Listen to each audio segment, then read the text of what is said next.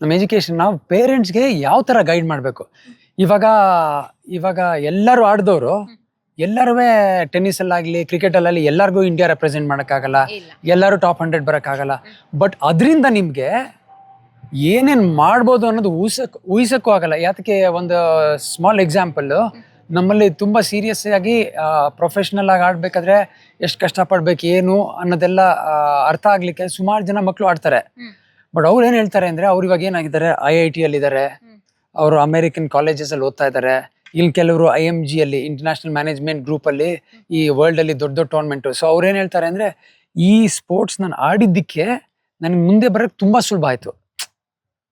ಅವ್ರು ಹೇಳ್ತಾರೆ, ಇವಾಗ ನಾನು ಸ್ಕೂಲ್ಗೆ ಹೋಗ್ಬಿಟ್ಟು ಏನಾದರೂ ಎಕ್ಸಾಮ್ ಬರೀಬೇಕು ಏನಾದರೂ ಮಾಡ್ಬೇಕಂದ್ರೆ ನಾನು ಎಷ್ಟು ಕಷ್ಟಪಟ್ಟಿದ್ದೆ ಸ್ಪೋರ್ಟ್ಸಲ್ಲಿ, ಅದಕ್ಕಿಂತ ಒಂದು 5% ಅಷ್ಟೂ ಕಷ್ಟ ಇಲ್ಲ ಅಂತ ಹೇಳ್ತಾರೆ ಎಜುಕೇಷನು.